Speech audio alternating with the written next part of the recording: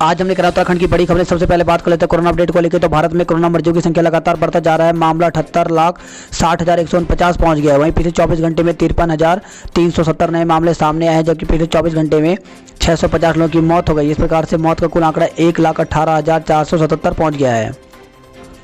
उत्तराखंड में कोरोना के 359 नए मामले सामने आए हैं, जबकि 5 कोरोना मरीजों की मौत हो गई। तो प्रदेश में कोरोना संक्रमित का आंकड़ा 60,000 के पार पहुंच गया है। बीते 24 घंटे में 5 कोरोना मरीजों की मौत हो गई, जबकि 359 नए मामले सामने आए। वहीं 451 मरीजों को डिस्चार्ज भी किया गया। तो उत्तराखंड की हेल्थ बुलेटिन के अनुसार देहरादून जिले में सबसे अधिक 90 कोरोना मरीज मिले। हरिद्वार में 63, नैनीताल में 48, चमोली में 31, पौड़ी में 24, उत्तरकाशी में 20, उधमसिंह नगर में 18, अल्मोड़ा में 18, रुद्रप्रयाग में 13, पिथौरागढ़ में 13, बागेश्वर में 12, टिहरी में 7 और चंपावत जिले में 2 कोरोना संक्रमित मामले सामने आए। वहीं प्रदेश में 5 कोरोना मरीज की मौत हो गई। इसमें एक एम्स ऋषिकेश में, एक हिमालयन हॉस्पिटल में, एक महंत इंद्रेश हॉस्पिटल में, एक HNB बेस हॉस्पिटल में, एक विनय विशाल हेल्थ केयर हॉस्पिटल। हरिद्वार में एक मरीज ने दम तोड़ दिया। मरने वाले मरीजों की संख्या 984 हो गई है।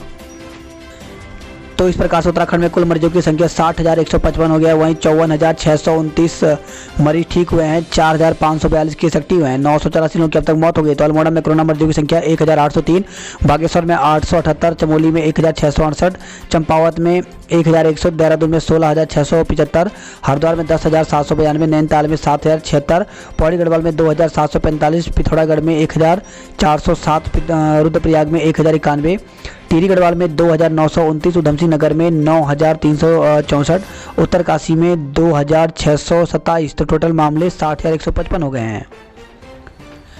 LOC पर चीन में बने पाकिस्तानी क्वाडकॉप्टर को सेना ने मार गिराया है। तो नियंत्रण रेखा LOC पर केरन सेक्टर में भारतीय सीमा में घुसे पाकिस्तानी क्वाडकॉप्टर को सेना ने मार गिराया। सेना के मुताबिक शनिवार सुबह DJI Mavic 2 Pro मॉडल का क्वाडकॉप्टर सीमा में घुसा था। हालांकि इससे किसी तरह के हथियार या अन्य सामग्री बरामद होने की पुष्टि नहीं हुई है।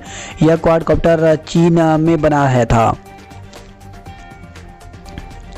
वही खबर है, यह हाथरस कांड की जांच कर रहे DIG की पत्नी ने आत्महत्या कर ली है।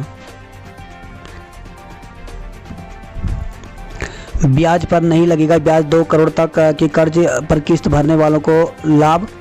तो केंद्र सरकार ने कोरोना काल में दशहरे और दिवाली से पहले कर्जदारों को बड़ा तोहफा दिया है। इसके तहत 2 करोड़ रुपए तक की कर्जदारों को रियायत अवधि में EMI पर ब्याज माफ़ी की घोषणा की गई है। इसका फ़ायदा इस सीमा में आने वाले सभी कर्जदारों को मिलेगा। किस्त भुगतान में मोहलत न लेकर नियमित EMI भरने वालों को भी इसका लाभ मिलेगा। आयकर व GST रिटर्न भरने की अंतिम तिथि 31 दिसंबर तक बढ़ा दी गई है। बिना मास्क नहीं जा सकेंगे स्कूल। तो राज्य सरकार ने स्कूल खोलने के लिए गाइडलाइन जारी कर दी है। तो 2 नवंबर से खुलने जा रहे स्कूलों में सार्वजनिक प्रार्थना सभा, खेलकूद, सांस्कृतिक गतिविधियां प्रतिबंधित रहेंगी। छात्र छात्राएं सुबह पढ़ाई शुरू होने से अपनी अपनी कक्षाओं में प्रार्थना करेंगे। बिना मास्क के न तो शिक्षक कर्मचारी और को स्कूल में एंट्री मिलेगी और न ही छात्र को। स्कूल प्रबंधन स्कूलों को छूट दी गई है कि वे सोशल डिस्टेंसिंग के पालन के लिए स्कूलों को 2 पालियों में चलाएं या फिर एक दिन में के रोस्टर के साथ। तो मुख्य सचिव ओम प्रकाश ने शनिवार को राज्य के सरकारी, निजी और बोर्डिंग स्कूलों के लिए 2 अलग अलग SOP जारी कर दी है। सरकार ने प्रथम चरण में 2 नवंबर से राज्य में सरकारी व प्राइवेट स्कूलों में 10वीं और 12वीं की कक्षाएं शुरू करने का निर्णय किया है। उत्तराखंड में कल से बदलेगा मौसम। तो राज्य के ऊंचाई वाले क्षेत्रों में सोमवार को बारिश बर्फबारी हो सकती है, जबकि दून में 27 और 28 अक्टूबर को बादल छाए रहने की संभावना है। तो मौसम विज्ञान के केंद्र निदेशक विक्रम सिंह ने बताया कि 26 अक्टूबर को प्रदेश के ऊंचाई वाले क्षेत्रों में छिटपुट बारिश और बर्फबारी हो सकती है, जबकि अन्य जगहों पर मौसम शुष्क बना रहेगा। हालांकि अब तापमान में कमी जरूर होगी। सुबह, शाम और रात में ठंड अधिक बढ़ेगी। आर्मी कैंटीन में चीन के साथ सभी विदेशी सामान पर पाबंदी। तो केंद्र सरकार ने आत्मनिर्भर भारत की ओर से एक और कदम बढ़ाते हुए आर्मी कैंटीन में चीनी समेत अन्य देशों का सामान बेचने पर रोक लगाने का आदेश दिया है। अब कैंटीन के लिए विदेशी सामान आयात नहीं किया जाएगा। दुनिया में पहली बार एक दिन में 5 लाख नए केस। तो दुनिया भर में कोरोना ने शनिवार को नया रिकॉर्ड बना दिया। पहली बार एक दिन में सबसे अधिक 5 लाख के करीब नए मरीज मिले हैं और 6,500 से अधिक लोगों की मौत हो गई। अमेरिका में नए केस में बेतहाशा वृद्धि हुई है, हालांकि भारत में स्थिति बेहतर है।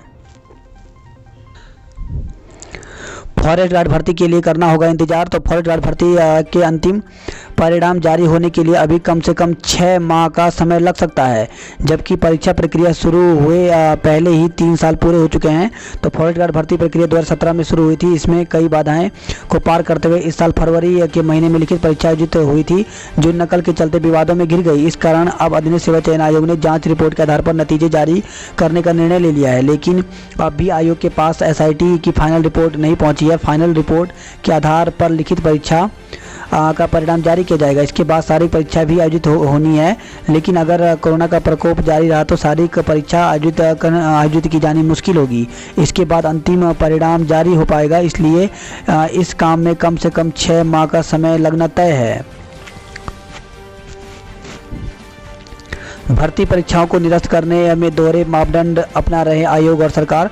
तो राज्य आंदोलनकारी और भाजपा नेता रविंद्र जुगरान का कहना है कि राज्य सरकार और अधीनस्थ सेवा चयन आयोग भर्ती परीक्षाएं रद्द करने को लेकर दोहरे मापदंड अपना रही है। उन्होंने कहा कि फॉरेस्ट गार्ड भर्ती परीक्षा में नकल की पुष्टि और साक्ष्यों को दरकिनार कर सरकार परीक्षा निरस्त करने से इनकार कर रही है, जबकि इस भर्ती परीक्षा में दर्जनों लोगों पर मुकदमे दर्ज हो चुके हैं। 2 दर्जन से अधिक अभ्यर्थी की नकल करने की पुष्टि पुलिस की जाँच में हुई है। डीएलएड बेरोजगारों ने शिक्षा मंत्री को याद दिलाया वादा। तो उत्तराखंड के बेसिक शिक्षक भर्ती के लिए डीएलएड प्रशिक्षित बेरोजगारों ने शिक्षा निदेशालय पर नारेबाजी के साथ प्रदर्शन किया। उनका धरना 27वें दिन भी में भी जारी रहा। शनिवार को डीएलएड के अभ्यर्थी मौजूद रहे। देहरादून में ऑटोमोबाइल बाजार में टूटी बंदी। तो कोरोना के चलते लोग खुद के वाहन में से सफर करने को दे रहे प्राथमिकता। इसके कारण बिक्री में उछाल आया है। तो देहरादून में हर दिन 35 कार और 84 दोपहिया बिक रहे हैं। लच्छीवाला नेचर पार्क पुनर्निर्माण को मंजूरी मिल गई है। वहीं देहरादून जू में घूमने के लिए बड़ी संख्या में लोग पहुंच रहे हैं। इनमें ज़्यादातर लोग स्थानीय भी हैं। बाइक सवार दोनों के लिए हेलमेट जरूरी। तो यदि आप दोपहिया के पर पीछे बैठे हैं तो हेलमेट जरूर पहने। परिवहन विभाग ने सड़क हादसे को रोकने के लिए हेलमेट पर कार्रवाई तेज कर दी है। यदि चालक या पीछे बैठा व्यक्ति हेलमेट नहीं पहनता तो चालक का 1,000 रुपये का चालान होगा। ड्राइविंग लाइसेंस 3 महीने के लिए सस्पेंड कर दिया जाएगा। तो ARTO डॉक्टर रश्मि पंत ने बताया कि हेलमेट हमारी खुद की सुरक्षा के लिए होता है, बावजूद इसके लोग हेलमेट नहीं पहनते, जो उनकी जान के लिए खतरा है। उन्होंने बताया कि पिछले साल हेलमेट नहीं पहनने से कई लोगों की जान चली गई। देहरादून जिले में 2018 में 19 लोगों की मौत हुई, जबकि 2019 में यह आंकड़ा बढ़कर के 91 हो गया। इसमें 12 लोग ऐसे थे जो दोपहिया वाहन में पीछे बैठे थे। 1 सितंबर 2019 से लागू हुए नए मोटर व्हीकल एक्ट में दोपहिया में पीछे बैठे सवारियों के लिए भी हेलमेट जरूरी कर दिया गया, लेकिन अभी तक इसका पालन नहीं हो पा रहा है। अब विभाग ने इसमें सख्ती करने जा रहा है। इसके लिए पुलिस के साथ ऑपरेशन गो बैक भी चलाया जा रहा है। बताया गया कि दोपहिया में पीछे बैठे 5 साल से अधिक की उम्र के लोगों के लिए हेलमेट जरूरी है। वही खबर है, ये प्रॉपर्टी डीलर चरस के साथ गिरफ्तार हुआ है। तो दून पुलिस ने ऑपरेशन सत्य के तहत चरस स्मैक समेत प्रॉपर्टी डीलर और एक युवक को गिरफ्तार किया। पुलिस ने दोनों के खिलाफ NDPC एक्ट के तहत मुकदमा दर्ज किया है। देहरादून से सहारनपुर जा रही महिला से गैंगरेप हुआ है। तो देहरादून से पति के साथ बाइक से लौट रही महिला को अगवा कर कार सवार 3 युवकों ने गैंगरेप किया। अभियुक्तों ने देहरादून हाईवे पर रात को वारदात को अंजाम दिया। पुलिस ने मुकदमा दर्ज कर लिया है, हालांकि पुलिस मामले को संदिग्ध मान रही है। वही खबर है, जॉलीग्रांट एयरपोर्ट पर फ्लाइटों का नया शेड्यूल आज से लागू होगा। तो जॉलीग्रांट एयरपोर्ट अथॉरिटी ने एयरपोर्ट पर आवागमन करने वाली फ्लाइटों के लिए शरतकालीन शेड्यूल जारी किया है। यह शेड्यूल रविवार से लागू होगा। कपाट बंद होने की तिथि आज तय होगी। तो द्वितीय केदार भगवान मद महेश्वर व तृतीय केदार तुंगनाथ मंदिर की कपाट बंद होने की तिथि रविवार को तय की जाएगी, जबकि केदारनाथ की कपाट प्रतिवर्ष भैया दूज के दिन बंद होते हैं। ITBP का स्वर्णिम इतिहास चौहान। तो ITBP ओली ने 59वां स्थापना दिवस धूमधाम से मनाया है। गुलदार को आदमखोर घोषित करो। तो खबर है पौड़ी से, जहां पे मांडा खाल क्षेत्र में जनप्रतिनिधियों व ग्रामीणों ने किशोरी पर हमला करने वाले गुलदार को आदमखोर घोषित किए जाने की मांग की है। ग्रामीणों का कहना है कि क्षेत्र में काफ़ी लंबे समय से गुलदार का आतंक है। उत्तराखंड में समग्र शिक्षा अभियान के एकीकरण को मंजूरी, 2000 पद सृजित होंगे। तो प्रदेश में सर्व शिक्षा और राष्ट्रीय माध्यमिक शिक्षा अभियान का एकीकरण कर दिया गया है। अब इसे समग्र शिक्षा अभियान के नाम से जाना जाएगा। राज्यपाल ने अभियान के नए ढांचे को मंजूरी दे दी है। 955 पदों पर सीआरपी और बीआरपी की प्रतिनियुक्ति होगी। तो प्रदेश में समग्र शिक्षा अभियान के तहत विकासखंड स्तर पर 285 रिसोर्स पर्सन और क्लस्टर में 670 क्लस्टर रिसोर्स पर्सन की प्रतिनियुक्ति के माध्यम से भर्ती होगी।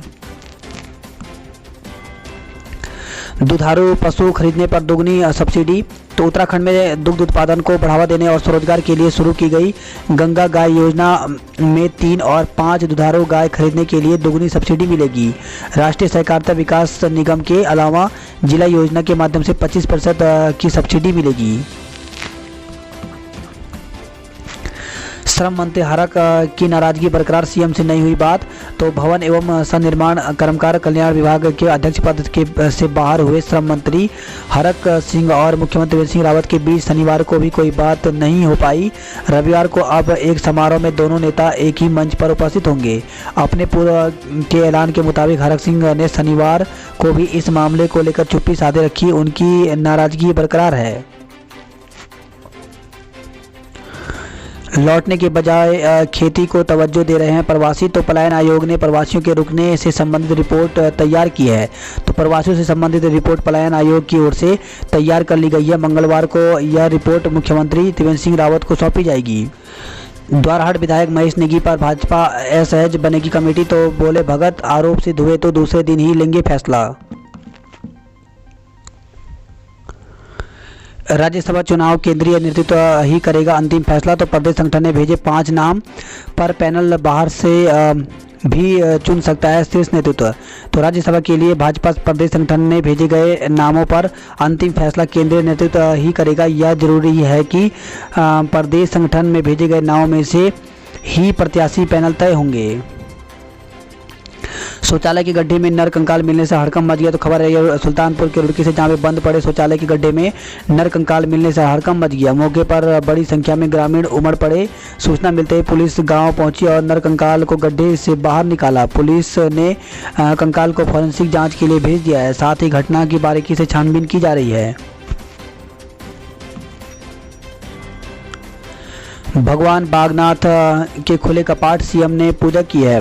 तो लॉकडाउन के बाद बंद भगवान बागनाथ के कपाट शनिवार को खुल गए हैं। बात करते हैं देहरादून की खबरों की। तो आवासीय स्कूलों में कोविड की निगेटिव रिपोर्ट जरूरी है। तो निजी आवासीय स्कूलों के लिए शासन ने एसओपी जारी कर दी है। तो प्रदेश में निजी आवासीय स्कूलों के छात्रों और स्टाफ को कोविड-19 की रिपोर्ट के बाद ही प्रवेश दिया जाएगा। 10वीं और 12वीं की छात्राओं के लिए 2 नवंबर से स्कूल खोलने को लेकर शासन ने एसओपी जारी की है। अलवर से आने लगा प्याज, जल्द दाम घटने के आसार। तो अलवर राजस्थान प्याज पहुंचने के साथ ही कीमतों में कमी आनी शुरू हो गई है। इससे थोक कीमतों में करीब 5 रुपये तक की कमी आई है। प्राइवेट स्कूलों को दिलाना होगा सुरक्षा का भरोसा। तो अभिभावक बोले स्कूलों को करने होंगे सुरक्षा के उपाय। वन विभाग की टीमों ने पकड़े 60 उत्पादी बंदर। तो देहरादून से खबर आई है। वहीं स्मेक चरस के साथ 2 को गिरफ्तार किया गया है। तो विकासनगर कालसी से खबर आई है। सीबीएसई ने शुरू की बोर्ड परीक्षा की तैयारियां। तो केंद्रीय माध्यमिक शिक्षा बोर्ड सीबीएसई 2021 के लिए 10वीं और 12वीं की परीक्षाओं को लेकर तैयारियां अभी से शुरू कर दी है। इसके तहत बोर्ड ने क्षेत्रीय कार्यालय ने सभी स्कूलों में कक्षाओं में संख्या और बैठने की व्यवस्था की जानकारी मांगी है। स्मार्ट सिटी के कार्यों की रफ्तार धीमी, भड़के डीएम। तो कार्यदायी संस्थानों को रात में भी काम करने के निर्देश दिए हैं। वहीं खबर है देहरादून से, जहां पर धोखाधड़ी में 2 बार लिया लोन, 13 पर मुकदमा दर्ज किया गया है। बात करें जॉब अलर्ट को लेकर। तो सोल्जर ट्रेडमेंट बनने का मौका। तो भारतीय सेना में वैकेंसी निकली हुई है अम्बाला में। तो सोल्जर ट्रेडमेंट और हेडक्वार्टर में ये भर्ती है। तो इसमें ज्वाइन इंडियन आर्मी में जाकर के आवेदन कर सकते हैं। इसके लिए 8वीं से 12वीं उत्तीर्ण होना चाहिए। तो इसके लिए ऑनलाइन आवेदन की अंतिम तिथि 16 नवंबर रखी गई है। वहीं जो भर्ती रैली है वो 2 से 12 दिसंबर तक होगी। मेडिकल क्षेत्र के विभिन्न पदों पर अवसर। तो 105 पदों पर भर्ती निकली हुई है। इसके लिए आवेदन कर सकते हैं। तो आवेदन की अंतिम तिथि 15 दिसंबर रखी गई है। वहीं परीक्षा इसकी 24 दिसंबर को होगी। सीनियर रेजिडेंट के पदों पर साक्षात्कार, तो साक्षात्कार के माध्यम से पद भरे जाएंगे। 124 कुल पद हैं, तो इसके लिए भी साक्षात्कार की जो तिथि रखी गई 2, 3, 5 इस प्रकार से यहाँ पे रखी गई है। तो पूरी जानकारी इसकी ऑफिशियल वेबसाइट पर जा करके देख सकते हैं। वहीं मेडिकल क्षेत्र के विभिन्न पदों पर अवसर, तो 105 पदों पर भर्ती निकली हुई है। तो इसके लिए आवेदन करने की जो तिथि है वो यहाँ पे 15 दिसंबर रखी गई है। वहीं लैब टेक्नीशियन सहित कई पद खाली हैं। तो मुख्य चिकित्सा अधिकारी गाजीपुर में भर्ती निकली हुई, टोटल पद यहाँ पे 11 हैं। तो इसके लिए वेबसाइट यहाँ पर दी गई है और इस वेबसाइट पर जाकर के पूरी जानकारी ले सकते हैं। तो साक्षात्कार के माध्यम से ये पद भरे जाएंगे। इसके लिए साक्षात्कार की जो तिथि है वो 10 नवंबर रखी गई है, जबकि आवेदन प्राप्त की अंतिम तिथि 7 नवंबर रखी गई है। बन्नू स्कूल में नहीं होगा रावण के पुतले का दहन, तो प्रेमनगर में भी असमंजस बना हुआ है। प्रशासन ने रखी पुतले की ऊंचाई 10 फीट से 50 फीट की मौजूदगी की शर्त। तो कोरोना संकट के बीच पहले ही शहर में सिर्फ चुनिंदा जगहों पर रावण दहन कार्यक्रम तय थे, मगर प्रशासन के सख्त नियमों के चलते बन्नू स्कूल में होने वाला सूक्ष्म रावण दहन भी रद्द कर दिया गया है। प्रशासन द्वारा मात्र 50 लोगों की उपस्थिति की शर्त पर बन्नू बिरादरी समिति ने नाराजगी जताते हुए यह फैसला लिया है कि वहीं प्रेमनगर में दशहरा की तैयारियां पूरी हैं, लेकिन यहां भी रावण की ऊंचाई को लेकर के पेच फंस गया है।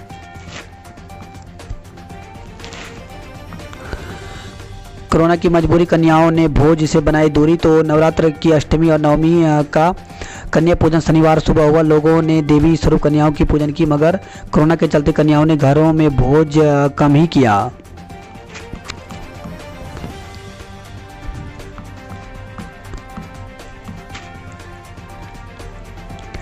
अब सरपंच की पत्नी बनी तेंदुए का शिकार। तो खबर है यह नैनीताल से, जहाँ पे ओखलकांडा ब्लॉक में तेंदुए का आतंक बढ़ता जा रहा है। शनिवार को थेना ग्राम सभा के सरपंच हरीश सिंह की पत्नी खिमुली देवी, जो कि 45 साल की हैं, को तेंदुए ने अपना शिकार बना लिया। तेंदुए के हमले में 4 दिन में 3 लोगों की मौत हो गई है। नैनीताल में सैलानी पहुंचे तो खिले कारोबारियों के चेहरे। तो वीकेंड के मौके पर शनिवार को सुबह से शाम तक नैनीताल समेत आसपास के क्षेत्रों में सैलानियों की रौनक बनी रही। नवंबर के पहले सप्ताह से खुल सकते हैं राज्य के डिग्री कॉलेज। तो प्रदेश में डिग्री कॉलेज अगले माह नवंबर के पहले सप्ताह से खुल सकते हैं। शासन के निर्देश पर उच्च शिक्षा निदेशालय ने तैयारी शुरू कर ली है। निदेशालय ने राज्य के बड़े 23 डिग्री कॉलेजों के प्राचार्य से सुझाव लेकर शासन को भेज दिया है। छोटे वाहनों के लिए खुली तोता घाटी। तो हाईवे पर सुबह 6 से शाम 7 बजे तक ही चलेंगे वाहन। बड़े वाहनों को फिलहाल रोका गया है।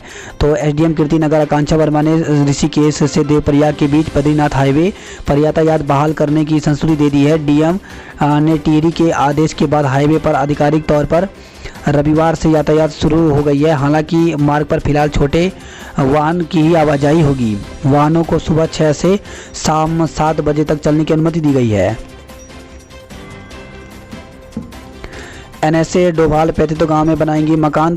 तो एनएसए ने पत्नी संग कुलदेवी बाल कुमारी की पूजा अर्चना की। ग्रामीणों ने ढोल दमाओं से उनका स्वागत किया। खबर है गुप्त काशी, जहां पे बस का पिछला टायर निकला सड़क से बाहर, बड़ा हादसा टला है। तो ऑल वेदर रोड परियोजना में निर्माणाधीन रुद्रप्रयाग गौरीकुंड हाईवे पर सीतापुर के समीप बड़ा हादसा टल गया। कार्यदायी संस्था द्वारा किए जा रहे आधे अधूरे कार्य के कारण एक बस का पिछला टायर सड़क से बाहर निकल गया। चालक ने ब्रेक लगा दिया, जिससे बड़ी घटना टल गई। बताया जा रहा है कि बस में दर्जन भर से अधिक यात्री सवार थे। बद्रीनाथ धाम में पेट्रोल पंप व गैस गोदाम तैयार हो गया। तो अगले साल से सुचारू हो जाएगी सेवाएं। पांवटा व जमीली से दून के लिए बस सेवा शुरू हो गई। तो कोटद्वार डिपो में पटरी पर लौट रही हैं परिवहन सेवाएं। केदारनाथ से ऊपर दूध गंगा घाटी में मिला पैया ताल। तो केदारनाथ से 16 किलोमीटर दूर दूध गंगा घाटी में हिमालय की तलहटी में साफ पानी से लबालब पैया ताल खोजा गया है। ताल में पड़ रही मेरू सिमेरू पर्वत श्रृंखला की छाया इसकी खूबसूरती को और भी बढ़ा रही है। तो इस प्रकार से एक नया ताल यहाँ पे खोजा गया है। टिहरी जिले में कोरोना संक्रमित ने दम तोड़ दिया। तो बुखार के साथ सांस लेने में थी दिक्कत। बात करते हैं हरिद्वार की खबरों की। तो मैदान में नहीं, फेसबुक पर लाइव देखें लंकेश का दहन। तो रोड़ी बेलवाला में शाम 6 बजे पंत द्वीप में 7:30 बजे पुतला दहन होगा। फिजियोथेरेपी सेंटर में तोड़फोड़ मारपीट हुई है। तो खबर है हरिद्वार से, जहां पे ज्वालापुर कोतवाली क्षेत्र के प्राचीन अवधूत मंडल आश्रम स्थित लाजवंती मलिक फिजियोथेरेपी सेंटर पहुंचकर कुछ युवाओं ने जमकर तोड़फोड़ की। आरोपी फिजियोथेरेपी सेंटर में रखे 30 बेड, मशीनें, नकदी और जेवर आदि सामान भी लेकर गायब हो गए। इस दौरान सेंटर संचालक और आसपास के लोगों ने 3 आरोपी युवकों को पकड़कर पुलिस के हवाले कर दिया। 14 नवंबर से घाटों पर लगेंगी सेफ्टी चेन। तो खबर है ये हरिद्वार से। 3 कॉलोनियों में अवैध कब्जे किए जाएंगे ध्वस्त। तो मेला भवन में रानीपुर विधायक की अध्यक्षता में कार्यों की समीक्षा की गई। लाइसेंसी पिस्टल से की हवाई फायरिंग। तो रानीपुर कोतवाली क्षेत्र के भेल सेक्टर 2 में देर रात एक युवक ने पारिवारिक कलह से अपनी लाइसेंसी पिस्टल से हवाई फायरिंग कर दी। हवाई फायरिंग के बाद क्षेत्र में सनसनी फैल गई। सूचना मिलते ही मौके पर पहुंची पुलिस ने युवक का पिस्तल अपने कब्जे में ले लिया। नाबालिग को ले गया रिश्तेदार। तो पथरी थाना क्षेत्र के अंतर्गत एक गांव से रिश्तेदार ही नाबालिग को भगा कर ले गया। परिजनों ने पुलिस को तहरीर देते हुए बताया कि उनकी रिश्तेदारी से आया एक युवक उनकी नाबालिग पुत्री को भगा ले गया है। वही खबर है धनौरी से, जहां पे 40 किलो प्रतिबंधित मांस के साथ एक युवक को गिरफ्तार किया गया, जबकि पुलिस को चकमा देकर के एक आरोपी फरार हो गया। वहीं हरिद्वार से खबर, जहां पे स्मैक के साथ एक आरोपी को दबोचा गया है। चिप्स और चॉकलेट ने ले ली हलवा पूड़ी की जगह। तो हरिद्वार में श्रद्धा भाव से मनाई गई अष्टमी और नवमी। बात करते हैं नैनीताल हल्द्वानी की खबरों की। तो आज शहर में यातायात व्यवस्था बदली, रूट देख कर ही निकले। तो दशहरे के मद्देनजर पुलिस ने आज रविवार यानी हल्द्वानी की यातायात व्यवस्था में बदलाव किया है। बाजार को 0 जोन घोषित किया गया है। नवरात्र बाजार में बाहर खूब बिकी कारें। तो 1100 चौपहिया वाहन की बिक्री हुई है। वहीं धनतेरस के लिए भी आने लगी है डिमांड। मुख्यमंत्री त्रिवेंद्र सिंह रावत कल नैनीताल में होंगे। पुल के पिलर पर चढ़े बुजुर्ग ने छकाया। तो खबर है यह नैनीताल से, जहां पे कोसी बैराज पर उस समय हड़कंप मच गया जब एक बुजुर्ग पुल के पिलर पर चढ़ गया और आत्महत्या करने का प्रयास करने लगा। मौके पर पहुंचे पुलिस ने बहुत मुश्किल से उतारकर कोतवाली ले गई। बुजुर्ग को 151 में चालान कर जेल भेज दिया गया है। आगरा, मथुरा, लखनऊ के लिए बस सेवा शुरू हो गई है। तो उत्तराखंड रोडवेज की लखनऊ, आगरा और मथुरा के लिए बस सेवा रविवार यानी आज से शुरू होगी। इंसानी गतिविधियां घटी तो वन्य जीवों की बढ़ी। तो लॉकडाउन में बदल गया तेंदुओं का व्यवहार। तो तेंदुए की आबादी में दस्तक से ग्रामीणों की रात की नींद और दिन का सुकून खत्म हो गया है। मासूम की आंखों के सामने छीन गई ममता। तो नैनीताल से खबर, जहाँ पे मासूम सचिन की आंखों के सामने से तेंदुआ उसकी मां को उठा ले गया। पल भर में वीरान जंगल में हुई इस घटना के बाद वह सदमे में है। परिजनों का भी रो रो करके बुरा हाल है। वहीं हल्द्वानी से खबर है, जहाँ पे संपर्क क्रांति और रानी खेत एक्सप्रेस भी शुरू करें। तो व्यापारी ने काठगोदाम से दिल्ली जाने वाली रानी खेत और संपर्क क्रांति एक्सप्रेस रेल सेवा शुरू कराने की मांग की है।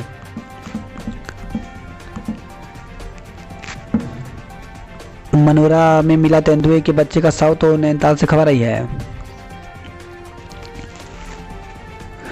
नोटिस तक सीमित अतिक्रमण हटाओ अभियान। तो तिकोनिया में वर्कशॉप रोड तक 7 अतिक्रमणकारियों को नोटिस दिया गया है।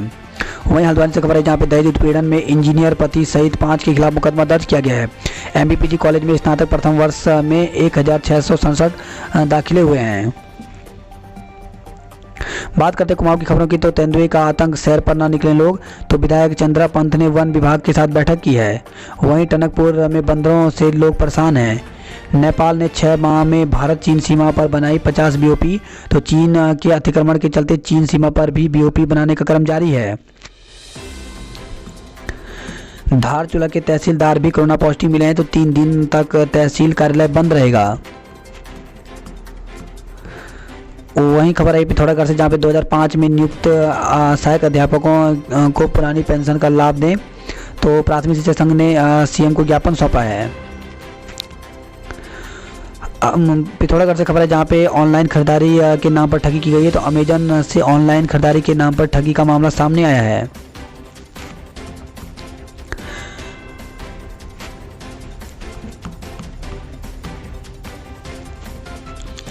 शारदा नदी में खनन को सोमवार से खुलेगा गेट। तो फिलहाल सिर्फ डाउन स्ट्रीम में ही खनन होगा।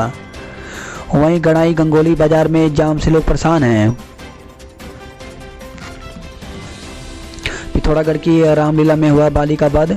तो इन दिनों रामलीला का कार्यक्रम चल रहा है। वहीं खबर है टनकपुर से, जहाँ पे सैन्य सम्मान के साथ आईटीबीपी इंस्पेक्टर विष्ट का अंत्येष्टि की गई। ऑनलाइन रोजगार मेले में 56 साक्षात्कार हुए हैं। तो चंपावत से खबर आई है। अल्मोड़ा के कुछ घरों में जिंदा रहेगा कुमाऊं का परंपरा काष्ठ शिल्प। तो पहाड़ की काष्ठ और शिल्प कला बचाने की पहल की गई है। बात करते हैं उधमसिंह नगर की खबरों की, तो धान खरीद नहीं होने से भड़के किसान तो धरने पर बैठे हैं। स्कूलों में सैनिटाइजेशन का काम शुरू हो गया। तो बीईओ ने 27 अक्टूबर तक स्कूल में किए कार्यों की रिपोर्ट कार्यालय में सौंपने के निर्देश दिए हैं। अतिक्रमण के खिलाफ चलाया अभियान, 24 बोर्ड जब्त किए गए हैं। तो काशीपुर से खबर आई है। रुद्रपुर से खबर है, जहाँ पे मेरठ मंडल की एक जेल में बंद बदमाश का पार्षद हत्याकांड से कनेक्शन। तो पार्षद प्रकाश धामी की दिन दहाड़े घर में घुसकर हत्या करने वाले शूटर पुलिस की पकड़ से बाहर चल रहे हैं, लेकिन पुलिस को छानबीन में हत्याकांड को लेकर कई जानकारी हासिल हुई है। सूत्रों के अनुसार मेरठ मंडल के एक जिले की जेल में बंद शातिर बदमाश का पार्षद हत्याकांड में कनेक्शन सामने आ रहा है। वहीं खबर है काशीपुर से, जहाँ पे कार में लदी 14 पेटी अंग्रेजी शराब पकड़ी गई है, चालक धरा गया। काशीपुर से खबर है, जहाँ पे शराब बेचती पकड़ी गई गर्भवती महिला। तो 112 नंबर पर मिली सूचना पर कुंडेश्वरी चौकी पुलिस ने दबिश देकर महादेव नगर से एक महिला को कच्ची शराब के साथ गिरफ्तार किया है। आरोपी महिला गर्भवती होने के कारण पुलिस उसे चौकी से ही जमानत पर रिहा कर दिया गया।